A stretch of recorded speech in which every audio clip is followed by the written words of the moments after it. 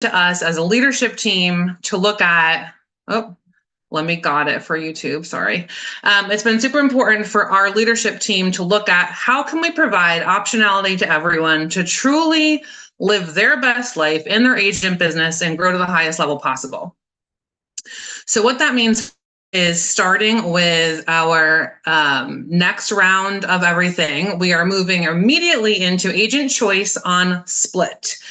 Our agents will have the choice of going to an 80-20 split. If you want to have more money in your pocket out of transactions right away, congratulations, you get to give yourself a raise. Starting in March, we're going to move to an 80-20 split for anyone who selects that. Some of you will still want to be on a 70-30 or whatever you're normally doing because you'll want to cap faster and get to your 100%. Again, it's the optionality and the agent choice involved there, okay? The second thing that I'm really excited about is we found a way to provide more options for our agents in the way we handle our business services collected expenses. So for our agents who are currently closing over 5 million in sales volume last year, we're going to offer you a version to pay it out of closings going forward. So we're going to remove the monthly billing as much as possible and streamline everything for our people. And again, I know this is just me talking at you, so you can listen, you can go back and listen, you can rewatch it. We'll talk about it in person next week. You'll get emails, there'll be documents, but I'm super excited to share the outline with you right now. So if you have closed over, and I made a few notes because I want to make sure I get all the most important details right. Yeah. Okay. So if you've closed over 5 million in volume, we're going to look at it as you get to choose going forward. You want it taken transactionally instead of out of a monthly bill. That's our goal, to streamline your services, provide more leverage, and drive you into what's most important for your business, right? If you're in the agent group that has not closed more than 5 million in the last 12 months, then our goal is to help you get to that place, to really make that 5 million and above the standard for all of our agents to be living their best life with us is important for your success and your growth. So what that means is we're going to give you the option. And after that, we will have the details on what that, did you lose me? Did you lose me, Evie? You were a little choppy, Sarah. You might want to repeat the maybe a few seconds back. I just got the internet flashing thing at me. Am I back? Still okay. Choppy. Okay, go. If you haven't closed 5 million or above in the last about me, okay, do more monthly billing down to $9, and then we'll look to get the bulk of your copy. You're clear now, Sarah. So happy. My internet's been freezing all day. Okay. Okay, it's going exactly as planned. So that's the most. You have closed less than 5 million in the last 12 months. Yes, a free pizza for the office. That you will have the option to go down to $99 a month. What is the point of all this? I want everyone to be paying for their business expenses in a simplified way of closings when business is happening as much as is humanly possible. Okay, that's the method to the madness. When we look at our price in Diego and what we're doing, by volume should be right. And so if you're yeah, we're going to give you systems, margin, more specifically to more transaction, less it'll obviously reduce. Okay, Sarah. Time out, Sarah. Our team is working tired. Your back. Okay. Frozen again. Cold. Oh my God. More me time soon. So what Sarah's saying is that we're going to be presenting all of the formal options next Wednesday in person. So there will be no glitches. The Zoom won't be cutting out. So we'll have all of the details then. The last part that I could hear that Sarah was covering is that for our agents that are currently doing less than $5 million in production. So we'll look at your 2023 production. If you did less than $5 million, there's going to be an option to come down to $99 a month. That way you can pay for your business expenses out of your first closing. So again, we'll go through all of the details. We'll have paperwork to explain what that option looks like if you choose to go to that option. We were just very excited that we have this new business model and way to handle your expenses going forward. And our goal in this is to make it easier on you guys to focus on generating business, because we know that that is where we want your focus to be, and we don't want it taken away from that every month. So that is our goal in streamlining this process. Full details to come on the 14th. That is coming up. Yes, and I can see some of the comments from Bridget and from some others. Yes, it is very exciting. We are very excited to have these options. And I will just give one more little plug that this all came from an ALC idea, was where the root of this was. So please thank your fellow agents on the Agent Leadership Council, because that was the seed of this idea. To help make everything more accessible and a win for all of our agents, regardless of their level of production. So we are thrilled. More details to come next Wednesday. And it looks like Evie, I'm passing to you for trainings and upcoming events. Real quick, yes. Evie, Yes. just one more on that, because Sarah and I had talked about this before. So just to kind of bail her out too. The reason that the $5 million mark was chosen is because that would be just under any agent that does 5 million in production making, after their cap has been paid and all the dues have been paid out of the transaction fee, or a new transaction fee, that's going to basically net you just under $100,000 a year. So with our average sales price here, 5 million is totally doable for everyone in this office. And that's our goal, is to get everyone to that mark. Thank you, Emily. Okay, I'm gonna be quick, run through the trainings, upcoming trainings. Tomorrow, Thursday, we have Jason Flynn for our 75 Thrive series, how to leverage AI to convert more sales. I will be having that streamed here on the 3rd floor. So come join your colleagues over here. You get a raffle ticket for anybody that comes in. And then we'll do that at the very end of the 75 Thrive series. And I'll also send out all of the links of all the recordings. I know I've been getting the requests on that one, so I appreciate everyone's patience on that one. And then for next week, we had Finding Your Luxury Business with Steve Epstein. So if that speaks to you, please come. We will have it streaming here every Thursday. And then I posted all the remaining schedule for that on our Facebook page, as well as blasted it out to everybody via email. Jacqueline, did you want to speak about the KW military session really quickly also? Yeah, absolutely. What I'm going to do is, if you have questions about military, I'm going to throw my email in the chat. Reach out to me so I can get you connected to KW Military directly. Evie had the great idea that I should just connect you into the platform, because there is some changes as we go through trainings in a month. So if you have any questions about KW Military and the trainings that they offer, these are all free, you guys. So if you are a military veteran, a spouse, a supporter, a family member, and you want to get involved, I'm going to throw my email in the chat and I will help get you connected to KW Military, because these sessions are incredible. They happen at a minimum twice a month, plus there's additional networking opportunities. So if you service military clients, this is designed to make our agents better at serving our military communities. So I'll put my email in the chat. Reach out to me if you have any questions. And then we have a lot happening next week. We have our Valentine's Day office potluck. So please, we do request appetizers or main dish to bring to share with everybody. And then right after that is our dear Ashley Lund doing market stats. So we are in person next week, starting 12:30 with the potluck, 1:30 for market stats. And our regional tech ambassador, Eason Smith, will be hosting a lunch and learn on that Friday, focusing on new websites, what's my home worth, how to best navigate blogs, and more. So come RSVP, just lots of stuff happening next week. And that's it. I think that you're good to go, Sarah. We'll find out. If I'm not, then, flag me and I'll stop talking again. You're good. You're good. Thanks, team. And then I want to let you know for Eason's class, come bring your laptop and he will teach you in the moment how to add those What's My Home Worth pages and stuff to your agent site. So bring your laptop. It's a working session and you will leave with changes in your website launched. Okay, movement, Eddie, Matt, who's there? I'm here. What's up, everybody? Matt's here too, but I'm the one that's the chatterbox of the two of us, so that'll be me talking. We know. Just want to let you guys know that we started Movement Mondays back up this week. We did an entire class on HomeBot. If you guys missed it, which unfortunately I didn't see a lot of you guys on there, but there were a handful of people on there.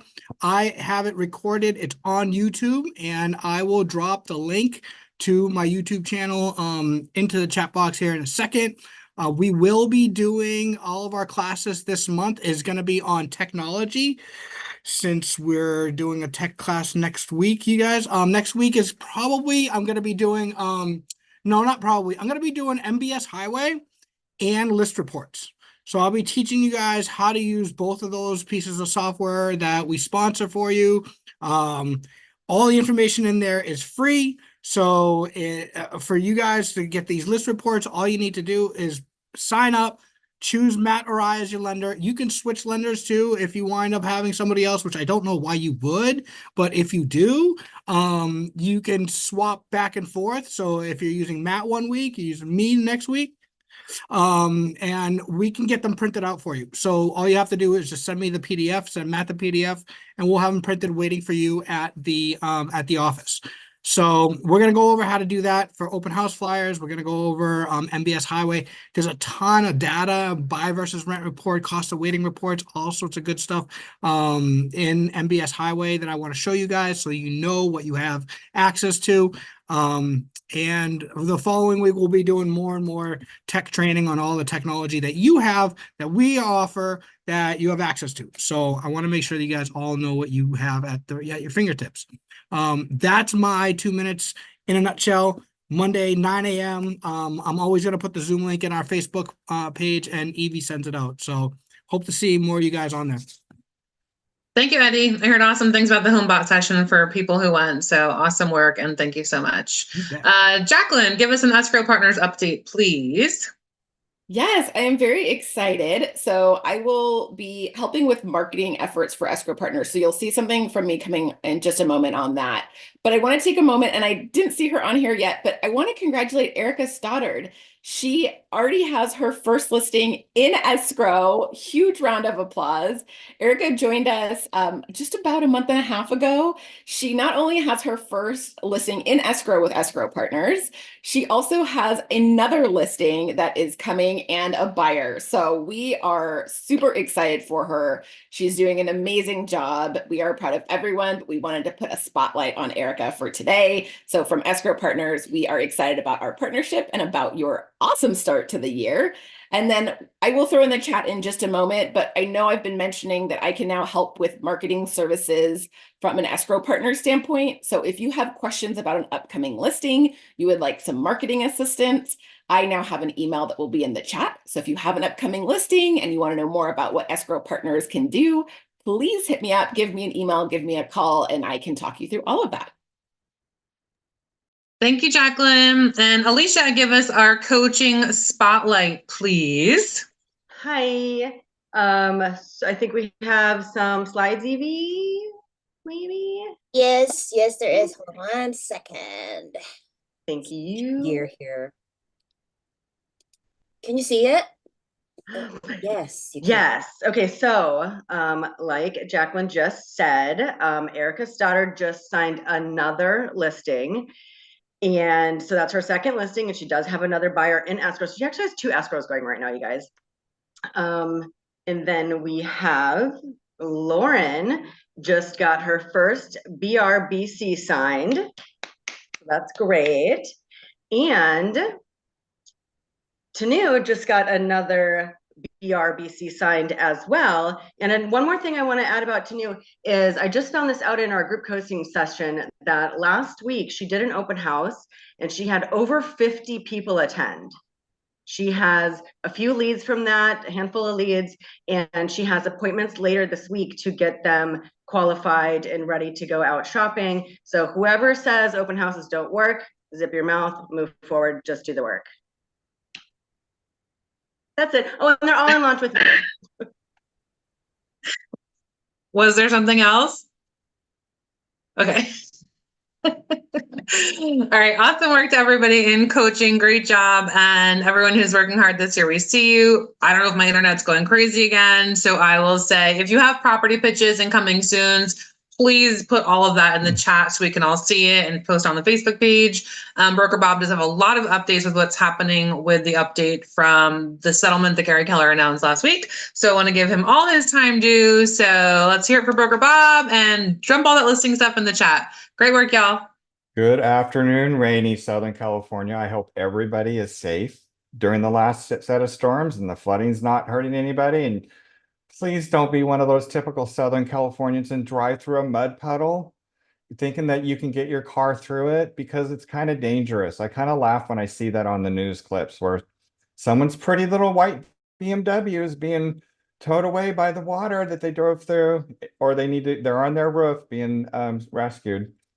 Happy Wednesday, Keller Williams. So great to see 58 people on the call coming and listening to Broker Bob chatter for a few minutes about risk management and how to keep you guys out of trouble. I appreciate your attendance. I will see you guys all at the end of this month before our family reunion at the award ceremony. So I'll be out there for the week. Looking forward to seeing your bright faces, even Chris Spades. Can't wait to see you, Chris. And Corrine, I can see Corrine. I can see Mike, Vinny. Let's see some more faces come up. Turn your video on. I want to know who's here. All right, without further ado, we're going to get into the topic of the day of the risk management. So let me fix my screen, get my chat box. So in case people chat with me, I will go ahead and drop in the chat box right now a file that you will need access to when we get to it. So actually, I'm not. Evie actually sent everything out. So look for it in Evie's email. But what I will start with is obviously the TCPA, making sure you guys are following those rules that Keller Williams has you see them every day. You log into Command. All right. I'm going to use this as my logo for all this 2024. Do more in 24 so you can survive and thrive in 25. Welcome to the February 7th risk management meeting. Did you know that today is Wave All Your Fingers at Your Neighbor's Day? That's all, Eddie, not just the middle, all your fingers, okay? So just wanted to highlight that day. We're going to cover today hot topics. We're going to have a little conversation about the Burnett-Sitzer update and also discuss wire fraud, something we've discussed before, but I want to give you some stats. Fair housing and the most common mistakes made by realtors. I'm going to discuss a new service that's out there that you've probably seen it. It's called Showami. And then a few other things.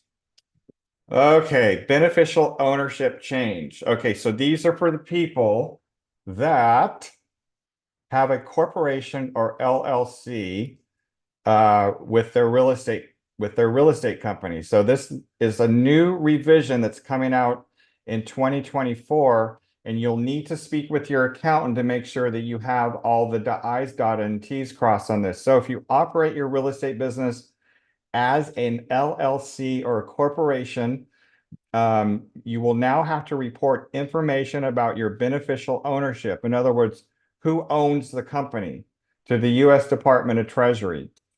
So be sure that you talk to your accountant with this. There's a new form that needs to be filed. I'm bringing this up because Carr put this out, and I think it's important that I let you know about it, but it's called the new beneficial ownership change. This was sent out in all the emails that Evie sent out. And there's only 2 PDFs that went out. This was the second one. So pull this down. If you need more resources on it, there are some links within it to make sure that you're staying within compliance. But and again, anybody that's operating as an LLC, a corporation, in the real estate practice. Any questions on that? Please talk to your accountant. Next, let's talk about the Burnett-Sitzer update. You all have received via email from Gary Keller and also posted in the inner office page a letter that Gary Keller sent out to everybody about the settlement that they've reached. So I want to take us to a page that I get a lot of my information from. If you've not heard of Housing Wire, I listen to their podcast every day. I especially listen to their podcast whenever they have their lead analyst. His name is Logan, and I will butcher his last name, so I won't say it. But Logan is really good. So on the February 5th podcast, I want to point this out. Why the Fed will still cut rates after a positive jobs report. Logan knows the industry inside and out, and he knows the numbers behind it. So he's always refuting the YouTubers that are out there saying, oh, the prices are going to drop. Everything's foreclosures are hitting. He knows the numbers inside out. And so he's got a great report they put out every Friday. Now you have to be a member of this. So if you wanted to get that, or you can just listen to the podcast, but he gives you such great valuable information. So when you're talking to a principal, like a buyer that says, well, we're going to wait for rates to drop, Logan will give you the talking points from a analytical point of view that will make it easy for you to convey to your buyers about why rates probably aren't going to drop until third quarter of this year, if we're lucky. For those of you that saw the 60 Minutes interview this Sunday with the Fed chairman, I was flipping him off the entire time with what he was saying. We need more data. We need more data. I'm like, it's not 1970 and you're not Paul Volcker. There's no more inflation. It's down to 2%. Drop it. But they're being very careful. So I think we've reached a point, and I talked with my agent here in Chicago about putting our home back on the market. I think what has happened is that I believe buyers have now realized that housing prices aren't going to crash and rates probably aren't going to drop. So they can wait and wait and wait, or they can buy. And I think that's where we're seeing a lot of buyer sentiment where they're saying, okay, let's just go out and buy. So I think it's going to be pretty productive for the first. Q1 might be a little dicey, but I think Q2, Q3, Q4 will be a great part of the year. So anyway, that's my little side stuff on this. But here basically is why Gary Keller settled. He wanted to get on with the business of doing real estate, and this was just going to be a distraction. So it's important to know on this too, and I'm talking to you guys about this because I'm already getting a lot of agents calling me and saying, Broker Bob, my seller is asking me this, my seller is asking me that. So I want to give you some talking points that you should have moving forward, because you're already getting it from your principals out there. What Gary wanted to do was he wanted to not impact the operations and the ability to support the agents and the franchisees. So let's move into it. And one thing about the settlement is, and it's going to be, the hearing is going to be set for May 9th of this year. There's two settlements. It included the Sitzer Burnett as well as the Nozelak and Morrill suits. So any copycat lawsuits or any lawsuits that are similar relating to a seller, this will include that. So we can wrap this all up and we won't have to worry about being named in any other suits. This is the settlement for all of them. So it's going to include a full package. What it does not include is any buyer. Someone mute somebody, please. Any buyer suits. There's one out there right now, which is kind of strange, but there is a buyer class action suit representing a buyer for that. So we'll see where that one goes, but right now we're okay on that. There was something here I wanted to read.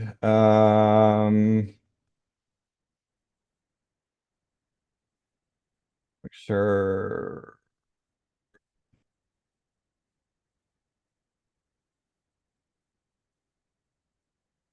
Part of the questions you're asking me too is the NARS participation rule. Now, that was part of the settlement where Keller Williams said we're not going to require our agents to be part of NAR. Now, that doesn't mean you're automatically going to not have to join NAR. So that all goes down to a regional level. And a regional level, all the boards in San Diego, once you join the board, you join CAR and you join NAR. And here's why it's important that we don't know how that's going to flush out, what the local level and what the state level is going to do. I will say this, we do want to be a member of CAR. And the main reason why is they provide so much great support to us. And one of the biggest support they give us is CAR's win forms or zip forms, the contracts we use. If we didn't have access to that, and we as an individual office had to go out and create contracts for all of our agents and keep up on all the laws, we would be spending tens of thousands of dollars every year just to maintain them. So the membership in NAR, that's one of the most important things. Plus they have the legal hotline and among so many other things. They are really a good support company for us. So we'll probably always be a member of CAR. NAR, I don't know. So the jury's out on that. So what do you guys need to do moving forward? What is, and this is where we'll have a interactive conversation right now. What do you guys need to do? Well, remember these words: full transparency. Full transparency. So you're going to be asked by your sellers, do I have to pay a buyer's agent commission? Technically, no, you don't have to. You can put 0 as an offer of compensation in the MLS. And we've already had agents being asked that question. Now, what do you do if you get asked that question? Well, that's where you now need to be able to have a conversation with the seller about what that offer of compensation does. That offer of compensation is to bring the house out to the market to all the buyers out there who are being represented by agents. Here's how I think it's going to flesh out. You know, you look at your average person that's buying a house. It's a family of 2, husband and wife, and they both have, in Southern California, they probably both have jobs and they work 40, 50, 60 hours a week. And the last thing they're going to do is, hey, honey, let's put the home up for sale. We'll just do it for sale by owner and we'll see how many buyers we can get come in. They're not going to do that. People pay for convenience. That's why they hire an agent.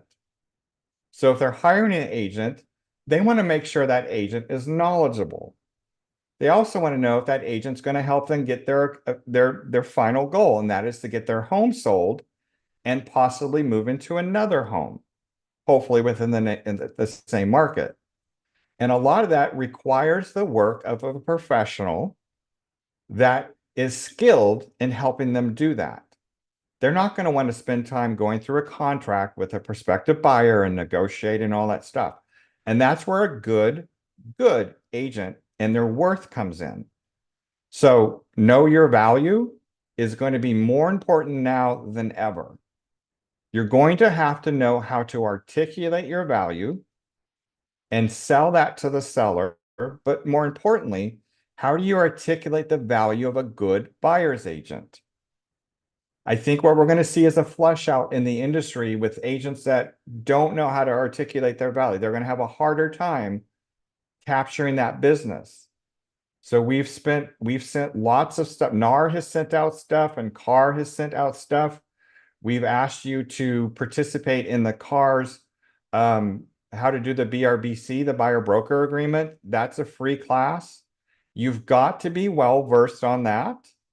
And by the way, some of you are guilty, calling me on a Sunday night, screaming at me saying, I got a buyer appointment tomorrow coming in for the town and I don't know how to use the BRBC. I'm like, well, have you come to any of my classes? We've had like 6. No. And then you want me to sit you and walk you through it. It's not that easy because you have to understand the elements of the contract.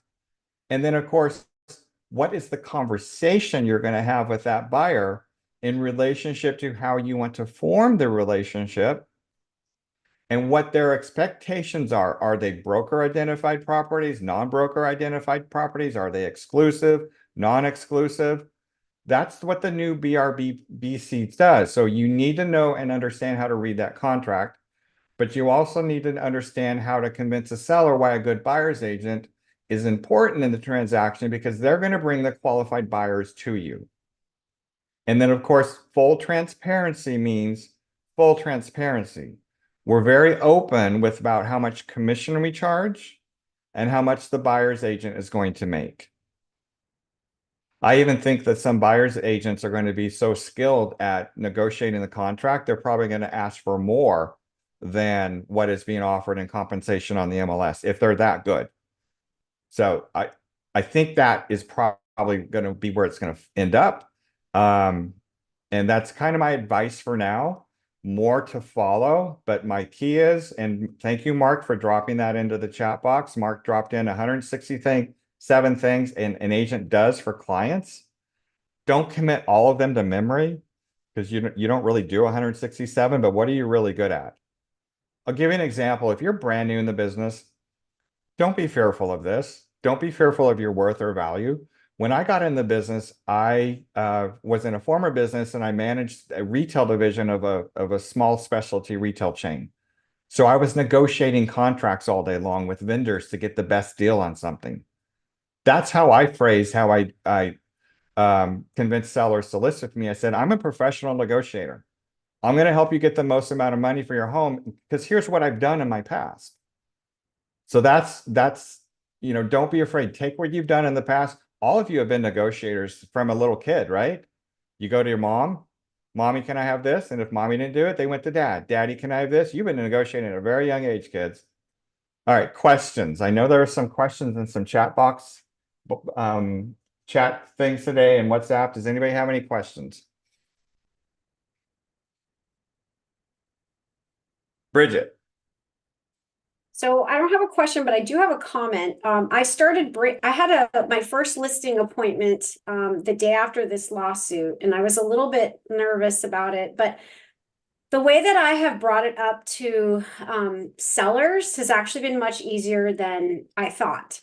And for me, some of you know, I will not double end deals, regardless of what they are. It's something I stand pretty firm on.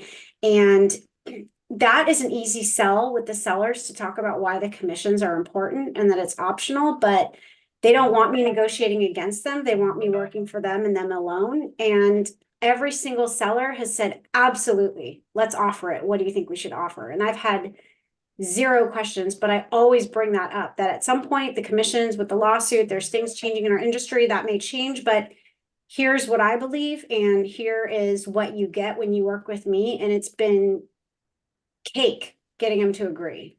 Mm-hmm. Thank you, Bridget. I appreciate that. And, I believe, 3 or 6% is a steal. I think they're getting a good deal for 6% to sell their home. I find it ironic that the attorneys representing the class action suits are taking on contingency and they're taking 33%. So imagine their payoff there, and you're only getting 6 for the entire deal and have to split half of it with the other agent. I always felt that you guys should be getting 10% commission because that's how hard you work to get the home sold and get buyers out there. So I appreciate that. Anybody else have had any? I don't see John on here, but John Fields called me too. He was asked that, do I have to offer compensation? Now, she asked him that, the seller asked that to John because she had seen the cases out there. So you will be asked, you just need to be prepared about what to say. And I think what Bridget said is really, really clear about how she conveyed about why it's important to offer that compensation to the other side so you get the home sold. And again, I go back to that person that's dual income company, the dual income couple, they both have jobs. They're not going to want to have to sell their house. They want to pay for the convenience. Anybody else have a question? I do, Bridget. When you talk about that, did you have any pushback on maybe raising the list price? No. Okay. Perfect. Well, Bridget's that good though. Yeah, she is. She's got it dialed in. Yeah. Our #1 divorce specialist attorney. She loves divorces. And coach, she never used to. All right, I want this to be interactive. Anybody else have questions, comments? Don't be afraid. You're all going to start charging 10%, right? Robert, I'll throw something in. I think we have to get used to being comfortable talking about commissions. Nobody expects anybody to work for free. And so if you're not comfortable justifying why you should be able to get the commission, we need to go back to some basics of what value you're providing so that you start to feel more comfortable in that. I just had a listing out in Palm Springs area, and I always give a commission range of 5 to 7%, depending on the property. And, when talking with the listing property owner, she was like, let's do 6%. I want to make sure the buyers get 3%, so they're incentivized to come see my property. Mm-hmm. It's a pretty easy conversation to have once you've had it. Yes, and Dan, you bring up a good point, but be very careful when you're framing. The more we offer in compensation to a buyer's agent, the more the buyer's agent will look at it. Because that's part of the suit, is like they're saying we're kind of price fixing by saying, oh, you have to offer compensation because the buyer's agents won't look at it. Convey that it's important from a marketing perspective to get the broader audience to look at it, and the more people that will look at your property. And that it is a competitive. It's like you're out there competing with other homes. So what I would use would be the competition in this neighborhood. Your neighbors are offering 3% or 2.5%. So if your neighbor is offering 2.5% and you want your home to get more attention, then offer 3%. But don't bring up that the agent, the buyer's agent, will look at that better. That's the key. Keep that out of your vernacular. Gaga. I had a listing presentation recently, and I did really good. And I know that I did really good. But what happened, I didn't seal the deal. I didn't sign the agreement. So a couple of weeks later, they call me on the phone and they say, we talked to another agent and we would like to share what he offered to see if you can match that. So they send me the whole email of that guy who did it. And he was asking for 3.5%, and he was giving to the buyer's agent 2.5%. And so I'm like thinking what to do. And he called me on like that he had 197 million sold in 3 years, and I have 3, and Dragana has 3 properties sold in 3 years, with the link to kind of take them there so that they can really look into that. The thing is that they sent it to me, so I'm sure that they really like me. They really want somewhere, they really want to work with me. Otherwise, they would just ghost me. And I looked into that guy after talking to Melinda. She knows who he is, but I looked into him, and he's been working with one LLC. I looked at his current listing, 6 of them. They're all with the same company. Last 5 closed with the same company. So he's just not like an agent who is getting referrals. He's basically somebody who gets everything handed on the plate. I got back to them. I was like, look, I looked into this. We can work this out. I would really like to talk to you before you make any decision. And twice they said that we will. I still didn't get to that point. What I'm trying to say is that there are people who are really working for free out there.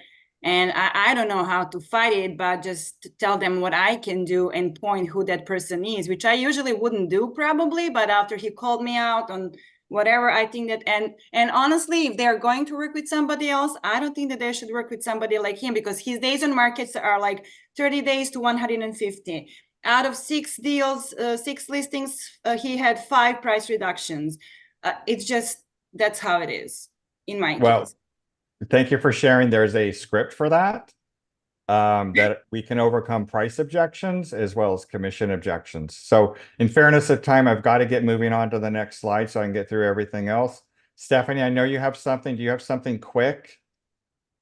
Yeah, I just was wondering if anybody had made any comments, or if anyone had any of their clients mention that the percentages are, like, the commission percentages are now on the MLS, like on the listing, like the they've been displayed for a couple, well over a year now. I guess I didn't notice them until recently. Yeah, Okay. it's been that way for about a year or so. Okay. All right, let's get moving on, because I want to get into the main topic of the presentation today. Again, go look at Housing Wire. It's a great podcast. You'll get a lot out of it. One of the things they did say on this same podcast, this reporter was talking about wire fraud. It is really on the rise. And with AI, it's getting more on the rise. And they did a consumer poll and they polled buyers that have used agents. And what they found was overall, agents were not very good at talking about wire fraud. So again, wire fraud, we've discussed that in the past. I don't want to go into it too much, but the wire fraud advisory is in the buyer packet and it's also in the seller packet. You need to discuss that with your principals before you have them sign. They need to know. Okay. All right, let's move into the Fair Housing. So Fair Housing Act is a federal act in the United States intended to protect the buyer or renter of a dwelling from a seller or landlord discrimination. Its primary prohibition makes it unlawful to refuse to sell, rent to, or negotiate with any person because of that person's inclusion in a protected class. So this contains the Federal Fair Housing Act of 1968 and the Federal Fair Housing Act Amendments Act of 1988, where it prohibits discrimination on the basis of the following criteria, called protected categories: race or color, religion, national origin, familial status, or age, and includes families with children under the age of 18 and pregnant women, disability or handicap or sex. And in California, we've added ancestry, creed, gender identity, medical condition, sexual orientation, source of income, occupation, other arbitrary discrimination. So I'm sure all of you guys that have a listing or marketing materials are going to be looking at your MLS listings right now to see if you've screwed up and you've actually put a property description you shouldn't in your marketing materials or MLS. So ready to go? Let's see what it is. Great schools. You already know that you shouldn't be talking about schools, but this phrase still pops up frequently. If you wish to talk about proximity to local schools, you can do so by including the distance to area schools, but you shouldn't be making any assertions or assumptions about the schools in the neighborhood and their quality. You just need to know where to send the buyers if they are inquiring about it. But if you've got a listing or marketing materials that says great schools, get rid of it because you don't know what the schools are like and you can't make a determination or assertion of that. Safe neighborhood, quiet neighborhood. Not only is this loaded from a fair housing perspective, you shouldn't be making these assertions since you don't have a basis for telling potential clients what type of experience they'll have in a neighborhood. Your assessment of safe or quiet may not be someone else's. In addition, these are often used as coded language to describe neighborhoods that are predominantly white, upscale, or child-free. So get rid of safe neighborhoods or quiet neighborhood. Nice neighbors. Similarly, making assertions about the neighbors can be misleading and inaccurate. When it comes down to it, you don't know what the neighbors are really like or how they really are likely to greet a newcomer to the neighborhood. And this did come up this week. One of my agents contacted me freaking out because the seller in the disclosures disclosed that there was a house down the road that had potential illegal activities in it. Now that's a material fact and it's okay to disclose stuff like that. So if it's something from a disclosure standpoint that there's an issue with a neighbor, yes, a seller should disclose that. Because the last thing a buyer wants to do is move in and find out that the neighbors are crackheads or they're abusive or they have late night parties or they I don't know, they do drag racing, stuff like that, whatever it is. So if the seller feels that, it's fine. But in your marketing and advertising, you can't put nice neighbors. This one is the most abused one and it makes me sick. Whenever I see this, it's like nails on a chalkboard for me. Walking distance. For those who are older or who are struggling with limited mobility, walking distance may be a misleading or problematic assertion. It's much easier to provide fractional mileage by using Google Maps, for example. This charming neighborhood is conveniently located near Trader Joe's, 0.2 miles, Whole Foods, 0.4 miles, and Glenmuir Park, 0.6 miles. Please, please, please. Now, the YouTubers out there that have YouTube channels that like to use, and I watch them occasionally just for shits and giggles. I cringe when they start talking about the neighborhood and they start walking out. You can walk here, you can walk there. And they hate me so much because I always in the comments say, you can't put walking distance in your video. You might want to get rid of that and talk to your broker. Of course, then they block me from the channel, but that's okay. I'm just trying to protect them because, oh, by the way, one fair housing violation, the cost is $2,500 and you are sent a bill. No questions asked and no attempt to correct it. You just get the bill sent. So who will turn you in? Probably someone like, no, I won't turn you guys in, but someone like me if I wanted to take the time to do it. But there are people out there that make it an industry. Someone did ask me, well, how come you can use a walking score in a neighborhood?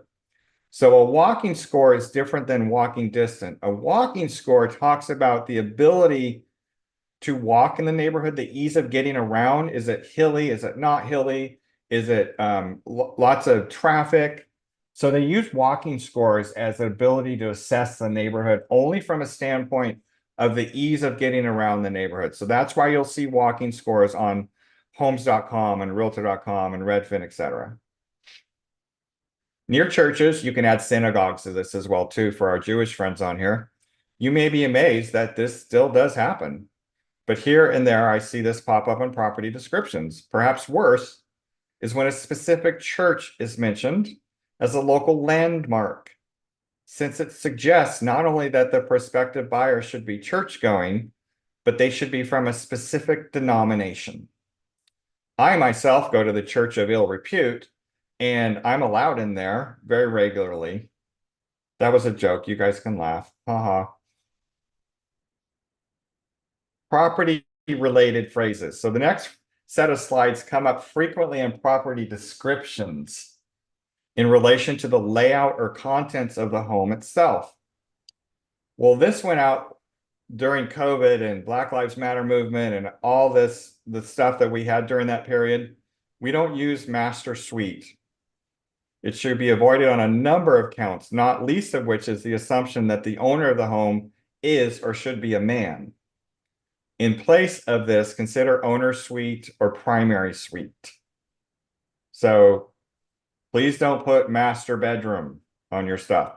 Now the MLS, has the MLS input changed the master bedroom or did they put primary in the input? Been ages I since think they just changed it. I'm not 100% sure. Okay. I'm pretty sure I think it got changed. No more master unless you're at my house on a Saturday night.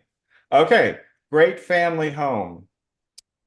Oh, God, this is horrible. Many agents automatically think in terms of the traditional nuclear family when marketing a property. However, buyers come in all shapes and sizes, including those who are single, unmarried couples, childless by choice or not, retirees, or anyone who doesn't fit the mid-20th century image of a heterosexual married couple with 2 children. It is not only offensive to say that a certain type of property is for families, it's offensive to assume that a family has to look a certain way or that some families are more legitimate than others. You guys are probably all in your MLS changing your descriptions, aren't you? Great family room, playroom for the kids. A bonus space should not be marketed for its family or kid friendliness. It may make an ideal media room, a home office, a hobby space, a gathering place, or entertaining space. Again, don't assume that every family is the same. Private backyard for playtime with the kids. It's okay to put dogs because dogs aren't a protected class, but we want to protect them. You can say dogs, but you just can't do kids. Here too, a fenced backyard is not designed for playtime with the kids. It can just as easily be enjoyed by those without children.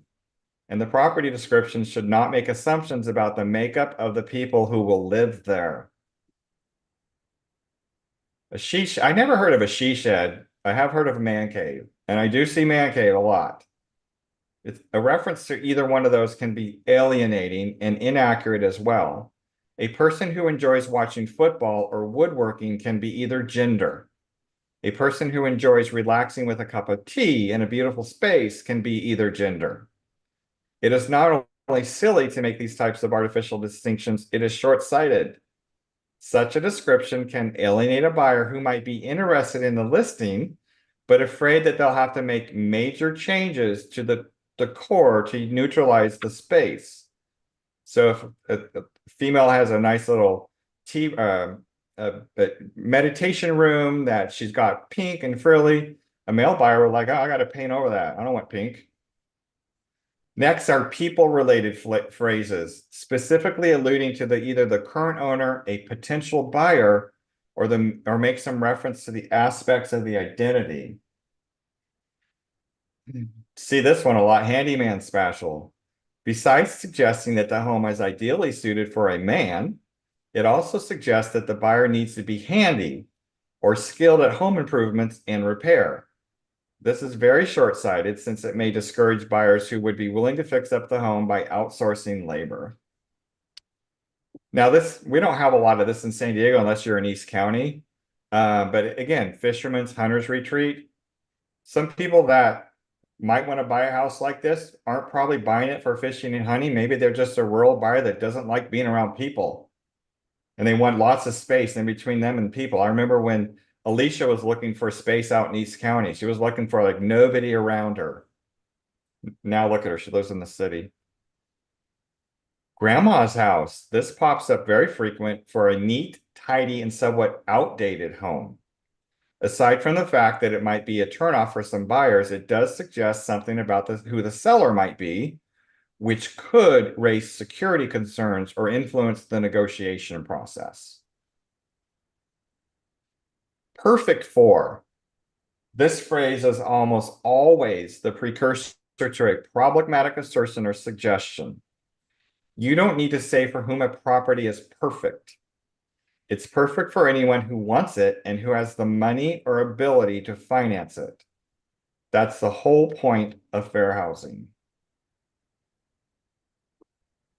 Finally, phrases related to race, gender identity, sexuality, nationality, cultural identity it should go without saying, but any word or phrase related to any of these items should be left out of your property descriptions.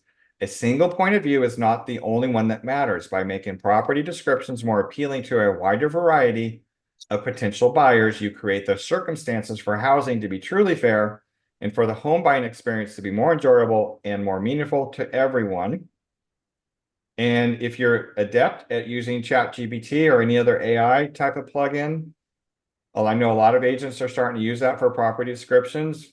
In your inputs you put in for the description, make sure that it says that they're compliant with fair housing laws.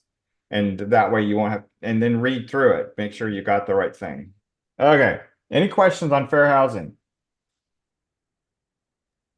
Who went and Dan?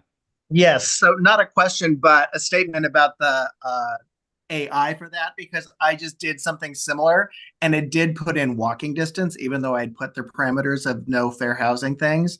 So you got to be careful, but at least it eliminated most of my challenges. Good. Glad you spell checked it. All right. Who's heard of Shawami? Anybody? Okay, wanted to make you aware of this. This is out in California right now. Go ahead, Bridget. You've heard of it? Yes. What have you heard? I believe it's basically a showing service, kind of like what we talked about creating in our market center, where you can hire an agent to do showings for you. I think you can also have them do inspections for you. They are sort of your eyes and ears on boots on the ground when you can't be meeting your clients at a property. Yeah. So if anybody here wants to sign up for Shawami, here's what has to happen though. You can't be paid money outside of the brokerage. And Carr's aware of this right now, and they're putting a Q&A together about how we need to handle it as brokers. But you can't receive the payment directly for real estate related activities it has to be paid to the broker. So word news to come on that. If you had signed up for this, you need to speak to me, because I need to find out from CAR where their guidance is sitting right now on how to handle it. Because technically and legally, you can't be paid outside of the brokerage for real estate related activities. Okay. Robert, I know there's a few people actually signed up for it. I don't know if they've used it. I'm one of those people. I've never used it, but I did sign up for it. So that's good information to know. So for anyone else who's on this call who I know is signed up for it, because I heard it from them, or, Yeah. it's good to know. Yeah. Yeah. Okay. Hey, can I just interject? We have the best coaching clients out there. There's 70 of us that are ready to go. So if you can find 70 within 70 of us that are ready to help and show and do the work for you, then I'm just saying, put it out there. Thanks, Deb. Okay, you guys see this slide on every one, but I've added to it. What's the number one thing the attorney asks me for when we are in a lawsuit? Well, usually the slide says, what's the number one thing the principal says when they want to sue us? Well, Where's the communication? Yeah. The So the first thing communication. they ask for, thank you, is the communication log. So communication log is not a text chain. Anything that's a material fact about the property that you have, conversation you have with that buyer, you need to memorialize that conversation in an email back and forth. So you label in every email you sent, you put the property address and the subject description. So it makes it easier to pull everything together.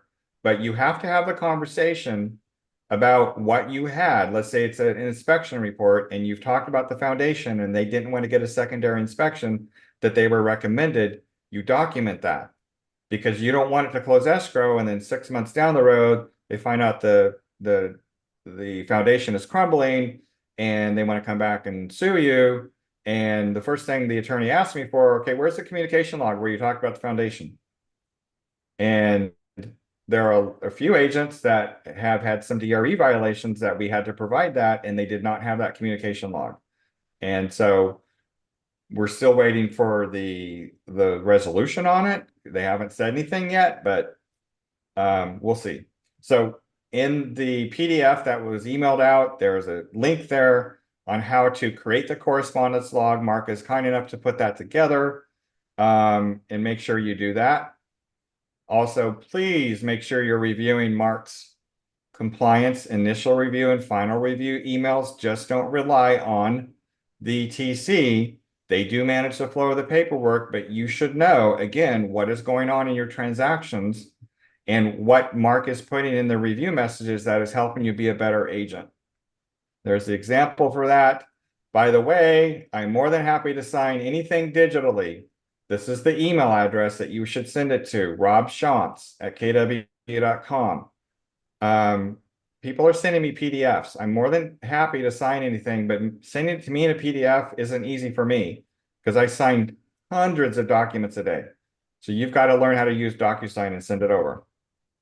That's it. Anybody have any questions? We're done with our time, but I appreciate everybody's time today. We still have 54 people on the line, so either half of you are asleep, or the other half are awake. Comments?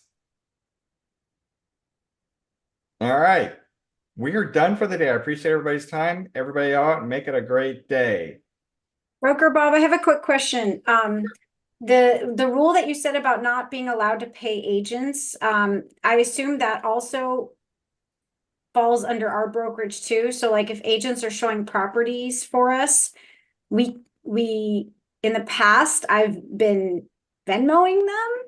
And is that a no-no? And do I need to start paying the commissions? You know, the word is out on it. Until we get clarity, go ahead with the standard practice you're using. The DRE and CAR has not given us guidance. But technically, if they're doing agent-related activities, they have to go be paid through the broker. That's the rule. So, but we don't want to be a clearinghouse for doing all that stuff. Right, and that's an interesting question, because if you're out of town, if somebody's going to do an inspection, help you with an inspection or anything else like that, and you throw them $50, like we all do, open doors, like, So within the brokerage, I'm less worried about it if you're the agent paying someone within the brokers. What I'm more talking about is any agent is on Shawami and they're being paid by Shawami for real estate related activities. Okay. Again, the word's out on it. We don't have confirmation. I'm waiting for it. I've asked and asked and asked, but they did bring it up on the statewide broker call a few weeks ago. Okay, fair enough. And Ashley made a good point in the chat box. There's certain tax consequences if you pay one person over a certain amount every year. Right. And if you do have an assistant that is not on payroll, you need to talk to me, because there's a lot of rules about assistants to cover your behind too with the state franchise tax board. Okay. All right, guys. I appreciate your time. Make it a great day. We'll see you in a few weeks. Love you. Thank you.